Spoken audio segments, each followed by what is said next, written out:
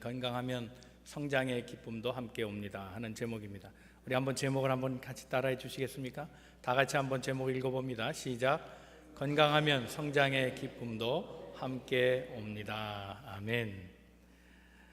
사랑하는 성도 여러분, 오늘 이 말씀을 통해서 우리 교회는 어떤 것인가, 우리 교회에 대해서 생각하며 우리 교회를 향한 하나님의 뜻을 다시금 생각해 보셔서 날마다 건강해지고 부흥되며 새로워지는 교회, 그래서 성전에 들고 날 때마다 세상에서 줄 수 없는 천국의 맛을 보는 우리 모든 성도들 다 되시기를 주님의 이름으로 축원합니다.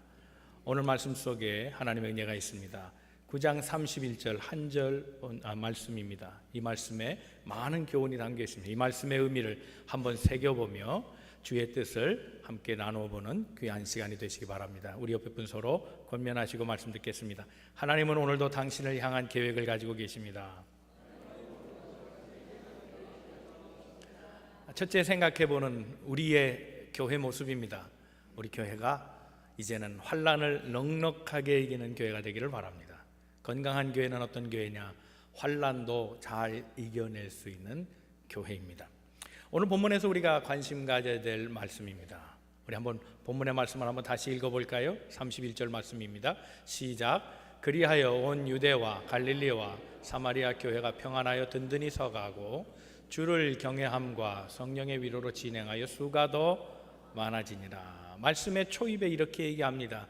그리하여 그랬습니다. 무언가 일이 일어난 겁니다. 앞에 무언가 일어났는데 그래서 결론은 이렇게 됐다는 겁니다. 세번역 성경을 보면 그러는 동안 이렇게 되어 있습니다. 그러는 동안 뭔가 앞에 동작이 진행된 겁니다. 어떤 일이 분명히 일어났는데 그런 일이 진행되는 동안 이런 결과들이 나왔다라고 얘기하는 겁니다. 그 결과의 내용은 교회가 점점 흥황해졌다라고 얘기합니다. 도대체 앞에 무슨 일이 있었던 겁니까? 이 앞에까지 말씀한 거 우리가 31절 읽었으니까 30절까지의 말씀이죠. 바울이 복음 전자대로 바뀐 겁니다. 그러나 그때까지 그는 아직 신뢰할 사람은 아니었습니다. 오늘 본문의 말씀 9장은 사실은 8장부터 12장까지를 이어서 얘기해야 되는 본문입니다. 그런데 8장부터 시작되는 얘기는 뭔가 하면 박해입니다. 9장에 30절까지 나오는 얘기 가운데 바울이 복음 전자적으로 변했지만 8장의 시작은 그렇지 않았습니다. 그는 박해자였습니다. 박해가 시작됩니다. 그것은 개인의 박해가 아니었습니다. 온 교회의 박해였습니다. 심지어는 생활 터전까지 떠나야 했습니다. 예루살렘을 탈출하기 시작합니다. 그러던 와중에 스데반이라고 하는 신앙을 지켜가는 집사가 순교하는 사건까지 생기고 바울은 그 순교의 증인이었습니다. 그는 박해의 중심에 있었고 많은 사람들을 어렵게 했습니다. 교회는 핍박을 받았고 두려워하게 됐습니다. 이제 교회가 존속할 것인가? 믿음을 지키는 것이 가능한 일인가? 그들은 염려하면서 흩어지기 시작했습니다. 그런데 오늘 결론은 그렇게 얘기하지 않습니다. 그러는 동안에 교회는 더 흥황해졌다는 겁니다. 이것이 결론입니다. 사랑하는 성도 여러분, 건강한 교회는 아무런 재난이 없는 교회가 건강한 교회가 아닙니다. 염려가 없는 교회가 건강한 교회가 아닙니다. 풍파를 만나지 않았다고 해서 평안한 교회는 아닙니다. 정말 건강한 교회는 생명력 있는 교회입니다. 오늘 콜록콜록 감기, 기침, 몸살에 아주 많은 분들이 애를 쓰시는 것 같은데 건강하면 균도 왔다 가는 거죠. 이참에 한 번 더 하세요. 멍석 깔아줄 때 지금 하세요. 그렇게 하세요. 계속. 건강하면 이겨낼 거죠. 그죠? 분명히 이겨내죠. 감기도 싹 나으시기를 주님의 이름으로 축원합니다. 아유, 오랜만에 아멘이 크게 나왔네. 교회는 환난을 이겨내는 교회입니다. 왜요? 생명력이 있기 때문입니다. 생명력이 없으면 환난은 저주입니다. 그러나 생명력이 있다면 그것은 오히려 더 교회를 강하게 하는 겁니다. 지나간 수십 년의 세월 동안 하나님께서 우리 교회를 강하게 하신 줄로 믿습니다. 때로는 한보 후퇴한 것처럼 보입니다. 물러선 것처럼 보였고 두려움을 갖는 시간도 있었고 어려움을 당한 시간도 있었습니다. 그러나 하나님 이제 또다시 전진하게 하셨습니다. 왜요? 우리 만남의 교회가 생명력이 있기 때문인 줄로 믿습니다. 그러면 저항의 힘이 생기고 면역력이 생기는 겁니다. 그래서 더 강해질 뿐입니다. 그래서 환난은 우리를 넘어뜨리게 할 수 없습니다. 도리어 우리를 정신 차리게 하고 더 강하게 할 뿐입니다. 사랑하는 성도는 올 한 해도 어쩌면 어려움이 있을지 모르겠습니다. 우리의 내일을 누가 알겠습니까? 그러나 염려하지 마십시오. 건강한 교회는 환난마저도 이겨내는 교회인 줄로 믿습니다. 올 한 해 어떤 문제를 만나더라도 믿음으로 이겨내시고 그 생명력을 발휘하여 더 성장의 기쁨을 맛보는 우리 모든 성도들 되시고 우리 교회 되기를 주님의 이름으로 축원합니다. 두 번째 생각할 것은 우리 교회가 전도하는 교회가 되어야 됩니다. 교회는 건강해지면 성장의 역사가 나타나고 따라서 확장이 되어갑니다. 우리 교회는 성장을 목표로 하지 않습니다. 지금도 그렇지 않고 앞으로도 성장 자체를 목표로 하지 않습니다. 그러나 교회는 성장해야 합니다. 교회가 어떻게 성장할 수 있습니까? 건강하면 성장하는 겁니다. 건강의 결과로 성장이 되는 겁니다. 성장을 원하지만 건강하지 않으면 교회는 절대로 성장하지 않습니다. 건강하기 때문에 성장한 겁니다. 오늘 본문의 말씀은 사도행전 1장 8절의 복사판입니다. 똑같습니다. 어쩌면 그렇게 똑같은지. 그런데 사도행전 1장 8절을 우리가 잘 아는 대로 사도행전 전체의 핵심 요절이라 그렇게 말합니다. 우리 한번 1장 8절을 다시 기억하면서 한번 읽어보도록 하겠습니다. 시작. 오직 성령이 너에게 임하시면 너희가 권능을 받고 예루살렘과 온 유대와 사마리아와 땅끝까지는 내 증인이 되리라 하시니라. 아멘. 이 순서대로 되어 있습니다. 자, 앞에 부분을 보면 오직 성령이 너에게 임하시면 성령이 임하는 교회 이제 확장돼 갑니다. 너희가 권능을 받고 그래서 예루살렘부터 시작해서 복음이 증거된다는 겁니다. 그래서 예루살렘의 복음이 확장되는 역사가 1장부터 7장까지 나옵니다. 그리고 두 번째 경계를 넘어서서 확장되는 역사가 나오는데 유대와 사마리아 지역의 복음이 증거되는 장면이 나옵니다. 그것이 8장부터 12장까지 얘기입니다. 그리고 그 복음의 지경터는 더 넓어져서 땅끝으로 확장돼 가기 시작합니다. 그것이 13장 이후의 얘기입니다. 그러니까 오늘 우리가 읽은 본문 9장은 8장부터 12장까지의 얘기, 즉 온 유대와 그 지역을 넓혀서 사마리아로 확장되는 얘기가 나옵니다. 그래서 8장에는 빌립의 전도가 나옵니다. 빌립은 사마리아의 전도자였습니다. 사마리아로 복음이 가는 겁니다. 그가 이디오피아 내시를 만나고 그에게 세례를 주었다는 장면이 8장에 기록되어 있습니다. 9장은 박해자였던 사도 바울이 옛 사울에서 회심하여 바울되어 복음을 증거하는 사람으로 변화되는 과정, 전도자로 변화되는 과정을 얘기하고 있습니다. 그리고 10장에 나아가서는 백부장 고넬료가 예수를 믿게 됩니다. 이방인입니다. 로마 사람. 복음은 점점 확장되어 갑니다. 그래서 11장에 가면 이방 지역에 선교 중심의 교회가 세워지는데 안디옥 교회가 세워졌다 그렇게 얘기합니다. 그리고 13장 23절에서 24절이 8장부터 12장까지 총체적인 전도의 내용, 그 복음이 확장되어 가는 역사의 결론을 설명하고 있습니다. 다 같이 한번 읽어보겠습니다. 시작. 그러자 즉시로 주의 천사가 헤롯을 내리쳤다. 그것은 헤롯이 하나님께 영광을 돌리지 않았기 때문이다. 그는 벌레에게 먹혀서 죽고 말았다. 하나님의 말씀이 점점 더 멀리 퍼지고 믿는 사람이 많아졌다. 아멘. 결론은 박해하던 헤롯은 벌레에 물려 죽고 고난을 당하던 그들은 생명력이 있어 흩어지며 복음 증거하여 그 세력을 점점 넓혀가서 교회가 점점 더 수가 많아졌다. 그렇게 말씀합니다. 사랑하는 성도 여러분, 전도하면 성장하게 될 줄로 믿습니다. 건강한 교회는 움직이게 되어 있습니다. 그 움직임은 곧 전도요, 영혼 구원에 대한 열정이요, 그것이 쏟아질 때 하나님께서 그 수를 더해 가십니다. 이전의 박해는 다 없어질 줄로 믿습니다. 이전에 어려움을 주었던 모든 문제들은 하나님께서 벌레로 헤롯을 다루었던 것처럼 하나님의 방법으로 다루어 가실 것입니다. 그리고 교회는 날마다 확장되고 새롭게 될 것입니다. 건강한 교회는 움직이는 교회요, 영혼을 구원하는 교회요, 전도하는 교회며, 이 전도를 통해 교회는 날마다 확장되어 그 수가 더해져 가게 될 줄로 믿습니다. 올 한해 우리 하나님께서 건강한 교회 되게 하셔서 많은 전도자들을 세우시고 이를 통해 교회가 날마다 그 수가 되어가는 축복이 있게 되기를 주님의 이름으로 축원합니다. 세 번째, 이 교회의 특징입니다. 초대교회의 특징, 균형을 맞추는 교회였다는 겁니다. 부족한 것을 채워가며 균형을 맞추는 겁니다. 31절로는 본문의 말씀을 한번 다시 읽어보도록 하겠습니다. 시작. 그리하여 온 유대와 갈릴리와 사마리아 교회가 평안하여 든든히 서가고 주를 경외함과 성령의 위로로 진행하여 수가 더 많아지니라. 여기에 네 가지 요소가 나옵니다. 건강한 교회가 되기 위한 네 가지 요소, 그 네 가지 요소는 둘씩 짝을 이룹니다. 안과 밖, 내용과 형식, 겉과 속, 이렇게 짝을 이룹니다. 첫 번째 짝을 이루는 것이 이겁니다. 교회가 평안해졌다 얘기합니다. 그것은 안의 문제입니다. 내용의 문제입니다. 그리고 두 번째는 든든히 서갔다는 겁니다. 이것은 밖의 문제입니다. 형식의 문제입니다. 겉모양입니다. 이 둘은 짝을 이룹니다.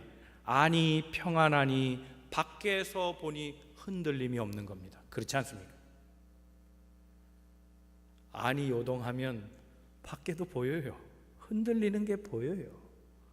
평안하니 밖도 든든히 움직이지 않고 요동하지 않는 게 보이는 겁니다. 이래서 짝을 이룬 겁니다. 사랑하는 성도 여러분, 올 한해 하나님의 샬롬이 우리 교회 가운데 있고 우리 성도들 심령 속에 이루어져서 교회가 평안하기를, 여러분의 심령이 평안하기를 주님의 이름으로 축원합니다. 요동하지 않기를 바랍니다. 흔들림이 없기를 바랍니다. 믿음에 굳세어서 장부답게 신앙생활 하시고 하나님의 백성 누구도 건드리지 못하고 든든하게 신앙생활 잘 전진해 나가기를 주님의 이름으로 축원합니다. 또 다른 짝이 있습니다. 이건 영적인 겁니다. 교회가 성령의 위로가 있었다는 겁니다. 주를 경외함과 예배입니다. 그 예배를 통해 주의 경외함을 체험하게 되니 수가 많아졌다는 겁니다. 성령의 위로는 내적인 역사입니다. 그랬더니 하나님이 수를, 양적인 역사를 더해 가셨다는 겁니다. 질을 새롭게 하시니 양까지 더하시는 축복이 있었다는 겁니다. 그래서 또 짝을 이룹니다. 사랑하는 성도 여러분, 올해 우리 교회가 그런 교회 되기를 바랍니다. 모일 때마다 예배할 때 주를 경외하는 마음이 날마다 우러나고 그 하나님을 만나게 될 때 주를 통해서 위로의 역사들이 우리 마음속에 일어나서 복음의 증거자로 새로워지며, 그래서 그렇게 은혜 받는 성도들의 수를 하나님께서 날마다 더해가게 하시는 축복이 있게 되기를 바랍니다. 올해는 그래서 이 교회 네 가지 중요한 건강한 교회 모습을 생각하면서 우리 교회를 날마다 살피는 한 해가 되기를 바랍니다. 우리 교회가 생명력이 있는가? 그래서 환난을 잘 이겨내고 있는 교회가 되는가? 늘 점검해야 합니다. 우리 교회가 전도의 준비가 되어 있는가? 영혼 구원에 대한 열정은 여전히 뜨거운가? 그것을 늘 체크하면서 주신 사명 잘 감당하여 삶의 현장에서 빛되고 소금돼서 하나님의 말씀을 증거하고 복음의 사역자로 설 때 하나님께서 주의 나라를 점점 확장해 가게 될 줄로 믿습니다. 더 나아가 삶의 모든 것들, 교회 모든 것들, 개인의 모든 영성들, 다 부족한 영성들을 채워가면서 균형 있게 성장해가는 그런 한 해가 되기를 바랍니다. 저는 그래서 우리 성도들을 향해서 기도할 때 우리 성도들 삶 가운데도 많은 영성 부분들을 골고루 다 성장해가는 그런 더하는 축복이 있는 한 해가 되기를 기도하고 있습니다. 삶 가운데 우리의 모습은 어떻습니까? 개인마다 다 영성이 다릅니다. 어떤 분은 기도에 치중하는 분이 있습니다. 기도가 최고라. 그런 분들은 기도 최고라 하셨으니 열심히 하십시오. 그러나 부족한 것이 말씀이라면 보충하십시오. 그래야 온전합니다. 여러분, 우리 사지백체 5장 6부 다 건강해도 하나가 건강하지 않으면 그것 때문에 건강하다 말할 수 없는 겁니다. 그러므로 내게 부족한 영성을 채우는 것은 삶의 균형, 영성의 균형을 위해서, 신앙생활의 온전함을 위해서 매우 중요한 겁니다. 기도에 영성이 충만하다 하는 분은 말씀을 채워가시고, 나는 말씀이 최고다 하시는 분은 내 기도 생활을 다시 체크해 보십시오. 만약에 기도가 부족하면 기도의 시간을 늘려가십시오. 말씀과 기도가 충만하지만 그러나 생활 속에서 나는 그리스도인으로 살지 못했다 하신 분들은 그 부분을 채워가십시오. 실천하며 채워가십시오. 그래서 두 바퀴가 온전히 굴러가도록 하셔야 합니다. 아는 것과 행하는 것에 일치를 이루고 나갈 때 균형이 있다 할 수 있습니다. 기도의 부분을 다시 말씀드리면 이렇습니다. 어떤 사람은 기도의 내용도 사상이하게 다른 것을 봅니다. 우리 어떤 분들은 기도를 크게 해야 기도가 되는 분이 있습니다. 그래야 속이 시원하다. 속 시원하려고 기도하는 건 아닙니다. 그렇지만 크게 기도할 때 은혜가 된다는 분이 있습니다. 어떤 분은 묵상할 때 은혜가 된다는 분이 있습니다. 그러면 어떤 것이 좋을까요? 어떻게 하는 것이 올바른 이상형일까요? 답은 없습니다. 편한 대로 하십시오. 그러나 목사로서 부탁드릴 것이 있습니다. 개인의 영성은 그렇게 하십시오. 원하는 스타일로 하셔도 됩니다. 그러나 공예배에서는 크게 하는 것을 기준으로 했으면 좋겠다 생각이 됩니다. 기도 소리가 작고 잦아드는 것보다는 차라리 공예배는 크게 기도하는 것이 더 좋습니다. 크게 기도할 때 유익이 있습니다. 첫째는 잡생각이 나지 않습니다. 두 번째, 믿음이 담대해져 가는 걸 느낍니다. 기도를 크게 하면 담대해집니까? 저는 조용히 묵상할 때 용기도 생기고 기쁨도 생기는데요. 네, 그럴 수 있습니다. 그러나 일반적인 얘기를 하는 겁니다. 소리내서 해보십시오. 그 기도가 더 담대해집니다. 믿을 수 없다고요? 한번 제 말씀 한번 따라해 보세요. 한번 따라해 보세요. 해보고 말합시다. 해보고 말합시다. 정말 그런지 안 그런지, 안 그러면 하지 마세요. 해보세요. 그래서 권면하는 겁니다. 해보면 됩니다. 담대하게 기도해 보세요. 분명히 믿음의 확신이 더 옵니다. 어떤 분들은 방언으로 기도하는 사람 싫습니다. 큰 소리로 기도하는 사람 피하고 싶습니다. 내 기도가 방해가 된다고 생각합니다. 그래서 기도 못하는 것은 옳지 않습니다. 그러니 기도해야 되는 거 아닙니까? 여러분 한번 생각해 보십시오. 우리의 삶이라는 것, 우리 인생이라는 것은 본래 태생이 육적입니다. 그렇죠? 그래서 영적인 훈련을 하면 매우 어색한 겁니다. 그 어색함을 이길 수 있어야 영성이 개발되는 겁니다. 반복하십시오. 훈련하십시오. 계속해서 하십시오. 기도 소리를 높이십시오. 그래서 모두가 기도할 때 기도가 우리 교회 안에 충만해지도록 하십시오. 그럼 교회는 살아날 겁니다. 조용한 것이 좋은 것은 아닙니다. 저는 장로교 출신입니다. 태생부터 장로교입니다. 우리는 5대째 장로교회 사람들입니다. 그래서 장로교에서 배운 것이 있습니다. 떠들고 기도하면 안 됩니다. 박수치고 찬양하면 안 됩니다. 그것에 익숙하게 자랐습니다. 그런데 나중에 그게 속은 것인 걸 알았습니다. 속아왔습니다. 경건과 조용한 것은 같은 게 아닙니다. 다윗의 영성을 보십시오. 그는 춤추는 영성이었습니다. 그가 경건한 자가 아닙니까? 아닙니다. 그는 하나님 앞에 누구보다 경건한 사람입니다. 많은 신앙의 경건한 사람들이 기도할 때 몸도 떨고 소리도 하나님을 향하여 크게 외치며 많은 역사들을 나타낸 것을 봅니다. 조용한 것도 경건일 수 있습니다. 아닌 것이 아니지만 그렇지 않은 것도 경건이 아닌 것은 아닌 것을 알아야 합니다. 경건의 모습은 획일적이지 않습니다. 그러나 사랑하는 여러분, 큰 소리로 작년보다 내 볼륨을 10% 올리리라 한번 생각해 보세요. 오늘 우리가 주기도문도 하고 또 찬송도 불렀습니다. 이미 시행되고 있는 예배 순서 가운데 우리는 소리 내야 될 곳이 있었습니다. 그런 부분마다 이전보다 조금 더 소리를 내면 어떨까요? 성경을 봉독할 때도 조금만 더 소리를 내면 어떨까요? 찬양의 경우도 그렇습니다. 우리의 찬양 소리가 더 점점 커지는 그런 은혜로운 교회가 되기를 주님의 이름으로 축원합니다. 찬송을 크게 하세요. 찬송의 기회를 많이 가지세요. 그러려면, 기도하고 찬송이 더 많아지려면 주중에 한 번 주일날 나오는 것만큼 부족해요. 주중 예배도 나오시고 새벽 기도도 나오시고, 그래서 모일 때 공예배 때마다 하나님 앞에 더 뜨겁게 기도하고 더 높이 찬양하는 그런 우리가 되기를 바랍니다. 찬양의 경우 할 때 우리 세대 간의 갈등이 있는 걸 봅니다. 연세가 많은 분들은 찬송가에 익숙합니다. 찬송가에 대한 향수가 있어요. 그래서 복음성가를 하면 이게 잘 은혜가 안 돼요. 특히 요즘 복음성가는 왜 이렇게 자주 바뀌어요? 그러니 못 따라가겠어요. 새로 나온 신곡 부르면 이상하게 잘 안 돼요. 그렇죠? 그런데 복음성가 세대는 또 다릅니다.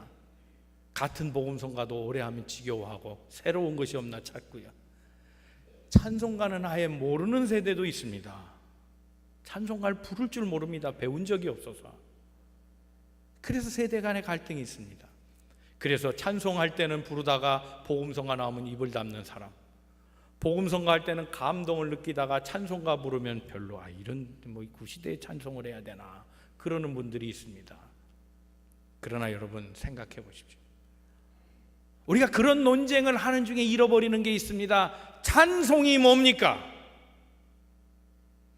하나님을 기뻐하며 주를 높이는 것이 찬양 아닙니까? 그것을 놓친다면 문제가 있지 않습니까? 그러므로 여러분, 찬양이 막히지 않도록 노력하십시오. 찬송가는 중요합니다. 수백 년 동안 이 찬송가를 통해 수많은 사람들에게 감동을 주었고, 그 찬송가를 통해 우리의 영혼을 살렸습니다. 그러므로 찬송은 귀한 유산입니다. 복음성가, 그것도 매우 중요합니다. 복음성가는 우리의 감동과 감흥을 줄 수 있는 많은 도구임에 틀림없습니다. 그러므로 어느 것 하나 막히지 마십시오. 복음성가를 모르면 열심히 배우십시오. 배워도 안 되면 박수 치십시오. 그걸 하지 않으므로 하나님에 대한 찬양이 막히지 않기를 바랍니다.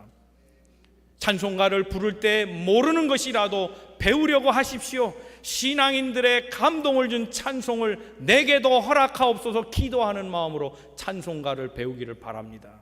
그래서 어느 찬송을 부르든지 우리가 그 찬송을 통해서 하나님을 높이는 교회 되기를 바랍니다. 찬송이 줄어들지 아니하고 중단되지 아니하고 더 뜨겁게 찬송하며 예배 때마다 부르는 찬송을 통해 은혜의 감격이 살아나는 우리 교회가 되기를 주님의 이름으로 축원합니다. 말씀도 마찬가지입니다.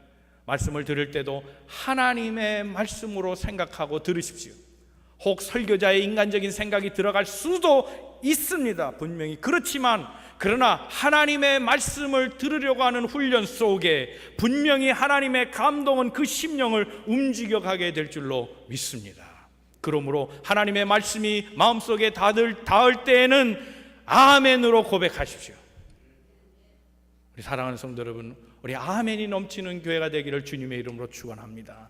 아멘하면 신앙이 확인되고 그 신앙에 자신감이 생깁니다. 아니라고요? 한번 따라해 봅시다. 해보고 얘기합시다. 해보고 얘기합시다. 아멘 해보고 얘기합시다. 얼마나 내 심령이 달라지는지 아멘하고 얘기해 보십시다. 찬송을 부르세요. 영혼에 감동이 있는지 없는지 해보고 얘기하십시다. 올 한해는 안 된다고 하지 마시고 모든 일을 해보고 얘기하십시다. 하나님께서 분명하게 우리 교회를 건강하게 만드시고, 건강하면 은혜의 강물을 흐르게 해주셔서 축복의 역사들로 채워주시고 교회가 날마다 성장하게 되며 세상이 줄 수 없는 기쁨이 우리 가운데 있게 될 줄로 믿습니다. 사랑하는 성도 여러분, 신앙생활에 매우 중요한 영적인 법칙이 있습니다. 해보지 않으면 기쁨이 없다는 겁니다. 이건 확실한 겁니다. 섬김도 해보지 않으면 기쁨이 없습니다. 섬겼는데 힘들어요, 못하겠어요 한다면 잘못 섬긴 거지, 섬김엔 반드시 기쁨이 있습니다. 기도하십시오. 기도해보면 반드시 열매가 나타나게 될 줄로 믿습니다. 말씀을 따라 보십시오. 내 눈에는 보이지 않던 미래가 하나님의 역사 가운데 열매로 맺어짐을 보게 될 것입니다. 아멘 하십시오. 하나님이 그 일을 그 시인한 대로 반드시 이루어 줄 줄로 믿습니다. 저는 요즘 자다가도 헐떡 일어나서 벽을 긁는 일들이 가끔 있습니다. 아직은 정상입니다. 그런 눈으로 보지 마시고 아직은 정상입니다. 그런데 자다가 일어나서 괜히 좋아가지고 두 가지를 꿈꿨기 때문입니다. 첫째는 우리 교회를 통해서 하나님께서 많은 영혼들을 치유하실 거라는 확신이 생겼습니다. 지난 한 해 하나님께서 우리에게 건강한 교회로 시작하게 하신 얼마나 감사한지 모릅니다. 그런데 생각해 봤습니다. 그것은 시작일 뿐 끝이 아니다 하는 생각을 해봤습니다. 왜 하나님께서 우리에게 건강한 교회를 만들어 가시는가? 사명 때문입니다. 세상 사람들을 보십시오. 세상 사람들에 대한 기독교인들에 대한 편견이 있습니다. 어떤 사람은 기독교인들과는 사업을 안 하겠답니다. 왜요? 말과 행동이 달라서. 맨날 뒤집기하고 약속 안 지키는 거 물어보면 다 기독교인이라고. 기독교인은 말쟁이라는 선입관이 있습니다. 말은 그렇듯하게 하는데 까보면 별거 없는 양파 같은 인생들이 그리스도인들이라는 겁니다. 그런데 그런 말하는 사람의 일리도 있지만 저는 목사로서 영적인 걸 한번 생각해 봤습니다. 그렇게 말하는 사람들 마음속에 다 상처가 있습니다. 그 상처는 어느 것도 치유가 안 됩니다. 오직 그 상처는 예수 그리스도의 사랑밖에는 방법이 없음을 봅니다. 그 사랑을 그들이 어떻게 경험할 수 있겠습니까? 우리 그리스도인들, 건강하게 된 우리 그리스도인들, 건강의 모습을 회복한 우리 만남의 교회 성도들의 사명이라고 생각합니다. 헌신과 수고와 사랑을 통해서 그들에게 그리스도의 사랑을 안겨주어 그들을 회복시켜 그들 영혼을 구원하는 사명, 이것이 오늘 우리 그리스도인들에게 있다. 하나님은 이 일을 우리 교회를 통해 하실 것으로 생각하며 그것을 꿈꿔볼 때 자다가도 일어나 벽을 긁는 겁니다. 하나님 감사합니다. 우리가 무엇이 간데 그런 꿈을 꾸게 하십니까? 저는 우리 교회가 그래서 불신자를 구원하는 교회요, 두 번째는 흩어져 있는 많은 상처받은 옛 그리스도인들을 회복시키는 그런 교회로 귀하게 사용되는 아름다운 축복이 있게 되기를 주님의 이름으로 축원합니다. 두 번째 꿈꾸는 것이 있습니다. 믿음의 증거들이 나타나는 겁니다. 그 믿음의 증거 가운데 하나가 성경적 인물을 만들어내는 교회, 그런 교회를 꿈꿔왔습니다. 저는 이동안 많은 안타까움이 있었습니다. 그러나 이제는 확신이 생겼습니다. 우리 만남의 교회하면 우리 벨리 지역에서 가장 소문나는 교회, 좋은 소문 내고 바른 교회요, 성경적 교회가 되었다라고 하는 소문을 내기를 바랍니다. 만남의 교회 성도 그러면 믿을 만한 사람들, 주를 위해 사는 사람들, 복음의 증거자들, 하나님의 뜻대로 순종하는 사람들, 참된 경건인들, 바로 그들이 만남의 교회 성도라고 하는 이 말을 듣게 되는 걸 꿈꾸고 있습니다. 하나님께서 그 일을 하시리라고 믿기에 자다가도 일어나 벽을 긁는 겁니다. 사랑하는 성도 여러분, 우리 교회를 하나님께서 회복시키고 건강하게 하셔 성장하게 하신 데는 이유가 있습니다. 우리 교회 좋아요, 우리 교회 좋아요 하다가 사탄이 흔들어 버리면 그만입니다. 우리의 축복은 목적이 아닙니다. 사명입니다. 사명. 우리를 깨우시고 우리를 다시 인도하신 하나님은 우리로 하여금 쓰임받게 하기 위하여 은혜 주셨다는 사실을 기억하고, 오늘 말씀을 기억하며 우리 교회가 초대교회처럼 박해 가운데도 생명력을 가지고 날마다 자라나는 교회 되기를 바랍니다. 복음 전도에 준비되어서 하나님 나라를 확장하는 데 쓰임받는 교회가 되기를 바랍니다. 세상과 우리 가운데 많은 부조화가 있지만 우리가 먼저 삶의 균형을 찾고 교회 영성의 균형을 찾고 교회 안팎의 모든 일들을 균형 있고 조화롭고 아름답게 만들어서 거룩한 교회요, 하나님의 역사가 살아있는 교회요, 세상이 줄 수 없는 기쁨과 참된 맛을 볼 수 있는 천국의 역사들을 보여줄 수 있는 그런 교회 되기를 바랍니다. 이 일에 우리 만남의 교회 모든 성도들이 주인공입니다.